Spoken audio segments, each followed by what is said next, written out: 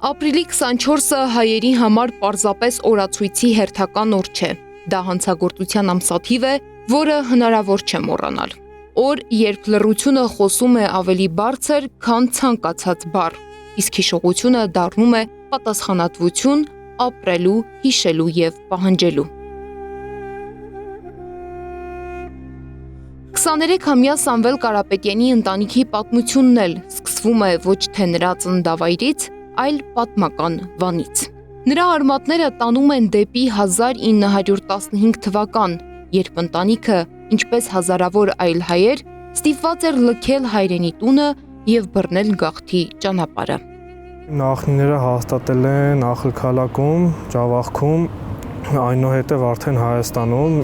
Գերդաստանի պատմությունը Սամվելը առաջին անգամ լսել է փոքր տարիքում։ Ամենաշատը հիշում է Սարգիս պապի մասին պատմությունները, որոնք ընտանիքում փոխանցվել են սերնդեսերունդ։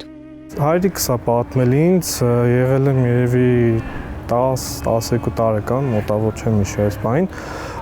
Հիմնականը խոսում էին Սարգիս պապի մասին, որ Արևմտյան Հայաստանի գաղթեից արդեն տեղափոխվել է Ջավախ, այնտեղ արդեն բնակություն է հաստատել։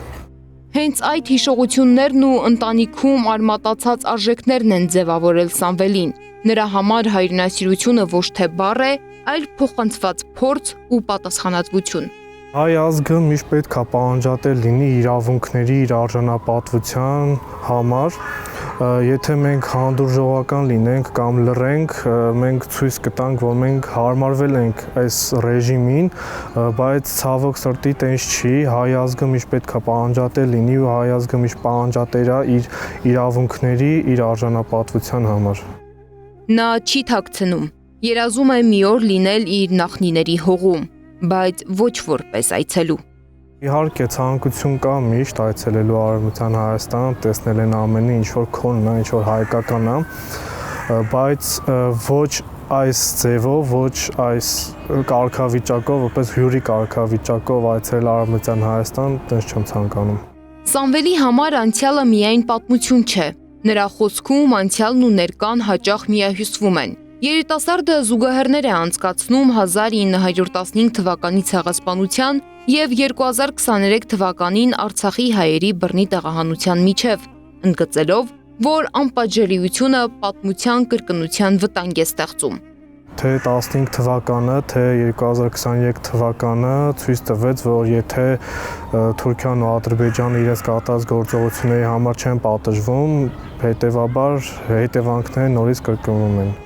Սամվելի համոզմամբ հայ երիտասարդը չի կարող իրեն թույլ տալ մոռանալ սեփական պատմությունը։ Չպետք է լռենք, պետք է միշտ պայքարենք անկախ ամեն ինչից, անկախ նրանից դու կուսակցական պատկանելիություն ունես, թե չունես, որովհետև հետագայում մեր հայրենիքի տերը հենց մենք ենք, երիտասարդները, ու որպեսզի մենք ունենանք լավ ապագա, կայուն երկիր, ուժեղ երկիր, պետք է մեր երիտասարդությունը միշտ պետք է զգոն լինի, պահանջատեր լինի ու պայքարի։ Նա վստահ է,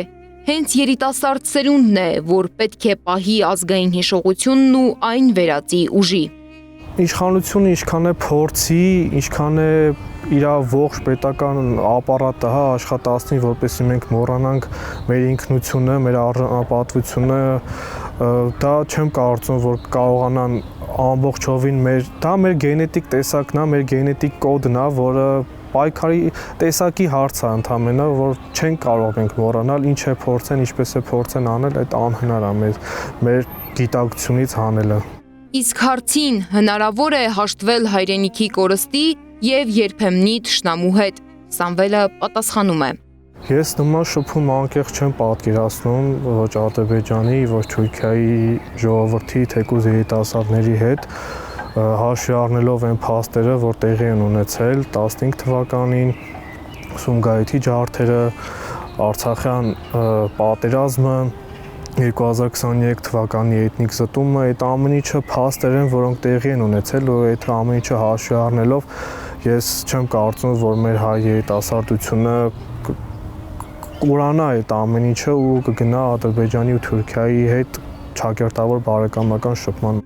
Սամվելի համար իր ընտանիքի պատմությունը պարզապես անցյալ չէ, դա շարունակվող ուղի է, որը պարտադրում է հիշել, հավատալ եւ չնահանջել։